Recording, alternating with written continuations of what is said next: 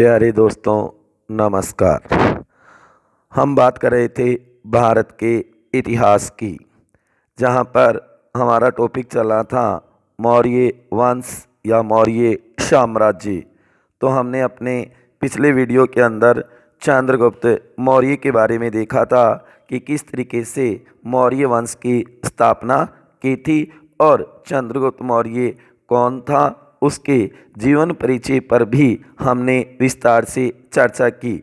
दोस्तों, आज हम बात करेंगे मौर्य वंश मौर्य साम्राज्य के इतिहास का भाग 2 पार्ट सेकंड पढ़ेंगे, जहां पर हम बात करेंगे बिंदुसार की, जो कि चंद्रगुप्त मौर्य का पुत्र था। उसके बाद में ये मानो कि मौर्य वंश का शासक बनता है, गद्दी पे यही बैठता है, क्योंकि चंद्रगुप्त मौर्य इसे शासन दे करके दक्षिण भारत में चला जाता है और वहाँ पे अपने प्राण त्याग देता है। ऐसा हमने अपने पिछले वीडियो में देखा था। तो आज हम बात करेंगे मौर्य वंश के दूसरे शासक बिंदुसार की, जो कि 298 ईसा पूर्व BC 298 ईसा पूर्व से लेकर के 272 ईसा पूर्व, हालांकि कई जगह दोस्तों 273 भी दे रखा है, वो भी सही है, क्योंकि मैंने पहले भी बता दिया आपको कि यह ईसा पूर्व पहले की बातें हैं। तो इसकी जानकारी हमें ऐतिहासिक स्रोतों से पता चलती है। तो अलग अलग ऐतिहासिक स्रोत अलग अलग बताते हैं, अलग अलग इतिहासकार अलग अलग बताते हैं। कहने का मतलब है 298 ईसा पूर्व से 272 ईसा पूर्व जो मगध पर शासन करता है वह बिंदुसार होता है। याद रखना मेरे प्यारे दोस्तों, बिंदुसार चंद्रगुप्त मौर्य के बाद उसका उत्तराधिकारी बना, जो चंद्रगुप्त मौर्य का ही पुत्र था। ऐसा माना जाता है कि चंद्रगुप्त मौर्य के पश्चात उसका पुत्र बिंदुसार गद्दी पर बैठा था। याद रखना, जैन साहित्य के अनुसार बिंदुसार की माता, जैन साहित्य या ग्रंथों के अनुसार बिंदुसार की माता का नाम दुर्धरा था। कहने और दुर्धरा उसकी माँ थी, न कि हेलेना। याद रखना, क्योंकि चंद्रगुप्त मौर्य के हो सकता है कई पत्नियां थी, जैसे कि हमने पिछले वीडियो में देखा था कि सेलुकस की जो पुत्री थी हेलेना, वह भी चंद्रगुप्त मौर्य के साथ विवाह करती है, उसकी पत्नी होती है। लेकिन याद रखना, बिंदुसार हेलेना का पुत्र नहीं था, जबकि किसका था? दुर्धरा का पुत्र था। उसके बाद में देखो, वैसे तो बिंदुसार एक विलासप्रिय शासक था, हालांकि ज़्यादा उसने अपने साम्राज्य का विस्तार नहीं किया था, जो कि चंद्रगुप्त मौर्य का जो साम्राज्य था उसको ही ये मानो एक प्रकार से चलाया था। लेकिन कुछ इसके महत्वपूर्ण क्वेश्चन 2-3 ही बनते हैं जो कंपटीशनों में पूछे जा सकते हैं, ज़्यादा बड़ा टॉपिक नहीं है। इसके बाद में जो अगला टॉपिक आएगा कह लो मौर्य वंश या मौर्य साम्राज्य के इतिहास का भाग 3 देखेंगे, महान सम्राट अशोक के बारे में। उसके ज़्यादा क्वेश्चन पूछे जाते हैं। वैसे हम मौर्य वंश में 3 शासकों के बारे में विस्तार से पढ़ रही हैं, जहां पर हमने चंद्रगुप्त मौर्य देखा। आज हम बात कर रहे हैं बिंदुसार की, और अगले वीडियो में हम बात करेंगे महान सम्राट अशोक की। तो देखो, बिंदुसार के कौन कौन से क्वेश्चन बन सकते हैं, आज वो क्वेश्चन मैं आपके साथ साझा कर रहा हूं। बिंदुसार का जीवन परिचय या बिंदुसार का इतिहास। यूनानी लेखक या लेखकों ने अपने लेखों में किसे बिंदुसार को एमित्रोचेटस, ये क्वेश्चन बन सकता है कि एमित्रोचेटस किसे कहा है बिंदुसार को। यूनानी लेखक इसे एमित्रोचेटस कहते थे। कहने लो, यूनानी लेखकों ने अपने जो भी लेख लिखे हैं, जो भी उन्होंने अपने ग्रंथ लिखे हैं, उनके अंदर बिंदुसार का नाम एमित्रोचेटस रखा है या लिखा है। संस्कृत में अमित्रघात, इसका अर्थ क्या होता है? अमित्रघात, जिसका अर्थ है शत्रुओं का नाश शत्रुओं का नाश या विनाश करने वाला बताया गया है। नाम बहुत ही बड़ा है लेकिन नाम जैसा कार्य नहीं है, काम नहीं है। शत्रुओं का विनाश या नाश करने वाला, जबकि वायु पुराण में बिंदुसार को भद्रसार, बिंदुसार को क्या कहा गया? भद्रसार कहा गया, तथा जैन ग्रंथों में इसे सिंहसेन, जैन ग्रंथों में इसे सिंहसेन कहा गया है। कहने का मतलब अलग अलग ग्रंथों में इसके अलग अलग नाम मिलते हैं, अलग अलग नामों से इसे पुकारा गया है। प्रारंभ में तो ध्यान रखना कौटिल्य, प्रारंभ में भी कौटिल्य या चाणक्य इसका प्रधानमंत्री था, जो कि चंद्रगुप्त मौर्य का भी प्रधानमंत्री था। और याद रखना बिंदुसार का भी यह प्रारंभ में प्रधानमंत्री बनेगा, लेकिन अशोक का नहीं होगा। ये आपको जरूर ध्यान रखना है मेरे प्यारे मित्रों। लेकिन बाद में कहा जाता है कि चाणक्य की बिंदुसार से नहीं बनती थी, ऐसा माना जाता है। जो पौराणिक कहानियां हमें ये बात बताती है कि बिंदुसार का जन्म चाणक्य के कारण ही हुआ था। कहा जाता है कि इसी ने ऑपरेशन के द्वारा, कहने के लिए चाणक्य एक शिक्षक आचार्य के साथ साथ एक चिकित्सक भी था, और कहा जाता है कि इसी ने, किसने? चाणक्य ने ही सीजीरियन बेबी का जन्म किया था सर्वप्रथम भारत में। कहने का मतलब ऑपरेशन के द्वारा इसका जन्म हुआ था बिंदुसार का, और वह ऑपरेशन करने वाला कौन था? वह था चाणक्य। तो उसी समय से, और कहा जाता है कि बिंदुसार की माँ की उस समय मृत्यु भी हो जाती है प्रसव काल में, और बिंदुसार सोचता है कि मेरी माता को इसी ने मारा था, कौटिल्य या चाणक्य ने। तो कहा जाता है दोस्तों कि इनकी नहीं बनती थी। शुरू में ये प्रधानमंत्री रखता है कौटिल्य को, लेकिन बाद में राधागुप्त और उसके साथ में विक्रम भट्ट को प्रधानमंत्री बना देता है। कुछ इतिहासकार कहते 2 प्रधानमंत्री, और कुछ कहते राधागुप्त और उसके बाद में विक्रम भट्ट इसके प्रधानमंत्री बनते हैं। जबकि इसकी जो मंत्री परिषद थी वो बहुत बड़ी थी। कहा जाता है कि मौर्य वंश की सबसे बड़ी मंत्री परिषद थी, जिसके अंदर 500 मंत्री थे, 500 मंत्री सदस्य थे। और इसके दरबार में प्रमुख जो था, जिसकी चलती थी, वो था खलाटक। कहा जाता है कि बिंदुसार के दरबार में सबसे ज्यादा इसी की चलती थी। किसकी? खलाटक की। इसके दरबार में 2 विदेशी राजदूत भी आए थे। हाँ, ये क्वेश्चन बढ़िया बन सकता है मेरे प्यारे दोस्तों, जो कि कई बार कंपटीशनों में पूछा हुआ भी है। ये क्वेश्चन कई बार पूछा हुआ भी है, ये क्वेश्चन जो ध्यान में रखना है। 2 जो विदेशी राजदूत आए, कौन? सीरिया शासक एंटियोकस, याद रखना है नाम, थोड़ा सा हार्ड जरूर है, कठिन जरूर है। एंटियोकस प्रथम ने तो डायमैकस, ये नाम याद रखना है। डायमैकस को राजदूत के रूप में नियुक्त किया। कौन था? डायमैक्स। कहाँ का? सीरिया का। और वहां का शासक कौन था? एंटियोकस, उसने भेजा था। एंटियोकस प्रथम ने डायमैक्स को राजदूत के रूप में नियुक्त किया था। ऐसा कौन इतिहासकार मानता है? ऐसा इतिहासकार मानता है स्ट्रेबो के अनुसार ये बात सामने आती है, हमें नॉलेज या जानकारी होती है। स्ट्रेबो के अनुसार सीरिया के शासक ने एक राजदूत भेजा था बिंदुसार के दरबार में, और उसका नाम क्या था दोस्तों? डायमैक्स, डायमैक्स।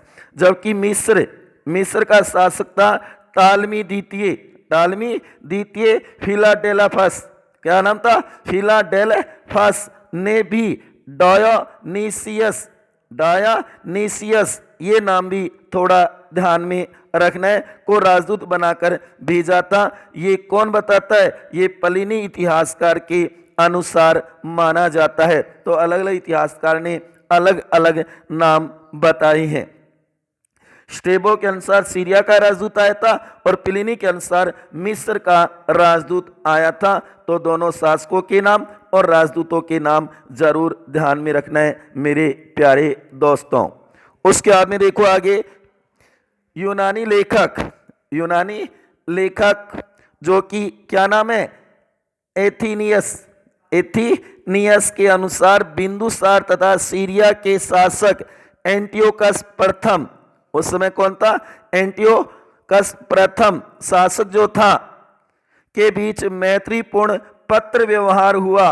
कहा जाता है कि उनके बीच में पत्र व्यवहार भी हुआ करता था। यूनानी जो शासक था सीरिया का, एंटियोकस प्रथम और बिंदुसार के बीच में, तो उस समय कहा जाता है कि जिसमें एक बार बिंदुसार ने 3 वस्तुएं, 3 चीजों की मांग की थी एक पत्र के अंदर सीरिया शासक से। 3 चीजें मांगता है बिंदुसार, 3 चीजें मांगता है बिंदुसार उस समय सीरिया के शासक से, सीरिया के शासक से। ये ध्यान रखना क्या क्या? एक तो मीठी मदिरा जो अंगूर की बनी होती है, मीठी मदिरा शराब जिसको हम कहते हैं, सूखी अंजीर और दार्शनिक, दार्शनिक मांगे जिसे सोपिस्ट भी कहा जाता है यूनानी भाषा में। सीरिया शासक या नरेश ने, सम्राट या नरेश ने प्रथम 2 वस्तुएं भिजवा दी। क्या? मीठी मदिरा और सूखी अंजीर। इसलिए तो कहा जाता है कि विलास प्रिय था, इतना योग्य नहीं था। तो कहा जाता है कि 2 वस्तुएं भिजवा दी, परंतु तीसरी वस्तु जो थी दार्शनिक, जो कि दार्शनिक के संबंध में ये कहला दिया कि यूनानी कानून के अनुसार दार्शनिकों का विक्रय नहीं किया जा सकता। जो बुद्धिमान, जो बुद्धिजीवी लोग हैं उनका हम क्रय विक्रय नहीं करते, यूनानी कानून ये कहता है। ये कह करके कहला दिया कि मैं 2 चीजें तो भेज दी, कहने का मतलब मीठी मदिरा और सूखी अंजीर, लेकिन दार्शनिक नहीं भेजेंगे महाराज बिंदुसार, ये कह करके सीरिया शासक ने वापस ये बात पहुंचा दी। बिंदुसार आजीविक संप्रदाय का अनुयायी था। किसका था? आजीविक संप्रदाय का, जो कि जिसके संस्था प्रतिपादक है वो मखनी घोषाल कहलाते हैं। याद रखना, आजीविक संप्रदाय का अनुयायी था। जबकि चंद्रगुप्त मौर्य जैन धर्म को मानने वाला, जैन धर्म की शिक्षा दीक्षा ली थी। वहीं इसका बेटा अशोक बौद्ध धर्म, शुरू में तो वो ब्राह्मण धर्म का होगा लेकिन बाद में बौद्ध धर्म को ग्रहण कर लेगा। लेकिन बिंदुसार आजीविक संप्रदाय का अनुयायी था। याद रखना है मेरे दोस्तों। बिंदुसार को पिता का पुत्र और पुत्र का पिता भी कहा जाता है। बिंदुसार को पिता का पुत्र, किसका?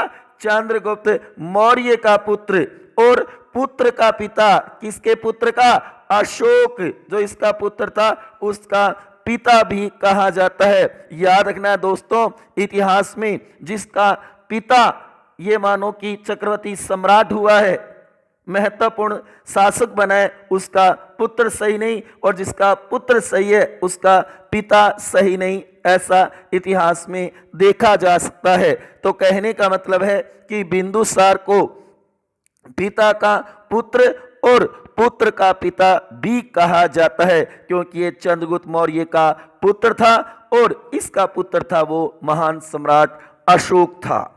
दिव्यावदान जो बौद्ध ग्रंथ है, दिव्यावदान के अनुसार बिंदुसार के शासक काल में तक्षशिला में, तक्षशिला जो वर्तमान में पाकिस्तान में है, तक्षशिला विश्वविद्यालय जो पहला शिक्षा का केंद्र, पहला विश्वविद्यालय माना जाता है, चाणक्य जहां का शिक्षक या आचार्य भी था। तक्षशिला में 2 विद्रोह हुए, जिसका दमन करने के लिए, उसे दबाने के लिए पहले अशोक को और बाद में सुसीम को भेजा गया था। ये भी बढ़िया क्वेश्चन बन सकता है कि तक्षशिला का विद्रोह कब हुआ? बिंदुसार के समय हुआ था, जो कि माना जाता है कि बिंदुसार के 3 प्रमुख पुत्र थे। वैसे तो कहा जाता है कि इसके 101 पुत्र थे, 16 रानियां। इतना बड़ा परिवार उस समय देखो, उस समय, जबकि सबसे बड़ा था सुसीम, उसके बाद में 2 नंबर पे था अशोक और 3 नंबर पे तिस्ती कहा जाता है। तो कहने का मतलब सुसीम उस समय तक्षशिला का शासक या गवर्नर बना हुआ था, जबकि अशोक है वो उज्जैन अवंती का गवर्नर था। कब? बिंदुसार के समय। लेकिन सुसीम इतना योग्य नहीं था। अगर वो योग्य होता तो तक्षशिला में विद्रोह ही नहीं होता। उस विद्रोह को दबाने के लिए कहा जाता है कि पहले अशोक को भेजा गया, बाद में सुसीम को भेजा गया दूसरे विद्रोह में। इस प्रकार से जो कि हमने देखा, इसके जो प्रधानमंत्री थे दो, राधागुप्त और विक्रम भट्ट। जबकि विक्रम भट्ट है वो तो बनाना चाहता था सुसीम को इसका उत्तराधिकारी, मौर्य वंश का अगला शासक, मगध का अगला शासक, जबकि राधागुप्त बनाना चाहता था अशोक को। और याद रखना है मेरे प्यारे मित्रों, जो अगला शासक बनेगा वो महान सम्राट अशोक बनेगा, बिंदुसार का। इसने मौर्य साम्राज्य का कोई भी विस्तार नहीं किया, क्यों? विलास प्रिय था, इतना बढ़िया शासक नहीं था, अपने साम्राज्य का कोई विस्तार नहीं किया। क्योंकि देखो कि विदेशों से इसने मीठी मदिरा, शराब तक मंगवा ली। तो ये तो आप देख सकते हो दोस्तों कि कितना विलास प्रिय, कितना अयोग्य था, जो कि विद्रोह को दबाने के लिए अपने पुत्रों को भेजता है। तो ये हमने देखा बिंदुसार, जो कि 272 या 273 ईसा पूर्व, और ये सिंहासन से हट जाता है, इसकी मृत्यु हो जाती है। इसके बाद में इसके पुत्रों में संघर्ष चलता है। वैसे तो अशोक बनता है इसका, जो कि अशोक का राज्यारोहण तो कहा जाता है कि 272 या 273 ईसा पूर्व हो जाता है, लेकिन राज्याभिषेक है वो 269 4 वर्षों के बाद, क्योंकि कहा जाता है कि इसने अपने भाइयों से विद्रोह किया और उनको हरा करके शासन लिया। कहने का मतलब बिंदुसार के बाद अगला जो मौर्य वंश का शासक बनेगा वो बनेगा महान सम्राट अशोक, जिसके बारे में हम अगले वीडियो में देखेंगे। भाग 3 पार्ट 3 के अंदर पढ़ेंगे, जो कि मौर्य वंश का सबसे प्रतापी चक्रवर्ती सम्राट महान सम्राट अशोक के बारे में। तो दोस्तों आज हमने बात की बिंदुसार की, जो कि चंद्रगुप्त मौर्य का ही बेटा था, याद रखना, और अशोक का पिता था। अशोक का पिता था, इसको नोट कर लेना। हालांकि ये ज़्यादा बड़ा टॉपिक नहीं है बिंदुसार का। तो दोस्तों मैं आज एक बात और कहना चाहूँगा आपको कि अभी तक अगर मेरे चैनल को आपने सब्सक्राइब नहीं किया तो मेरे चैनल को सब्सक्राइब करें, और मेरे जो भी वीडियो हैं उनको ज़्यादा से ज़्यादा शेयर और लाइक करें, अपने दोस्तों तक पहुंचाएं। जो तैयारी कर रहे हैं कंपटीशनों की उन तक इसे ज़रूर पहुंचाएं। तो हमने देखा मौर्य वंश, मौर्य साम्राज्य का इतिहास। मिलते हैं अगले वीडियो में, तब तक खुश रहिए, हंसते रहिए, मुस्कुराते रहिए। धन्यवाद।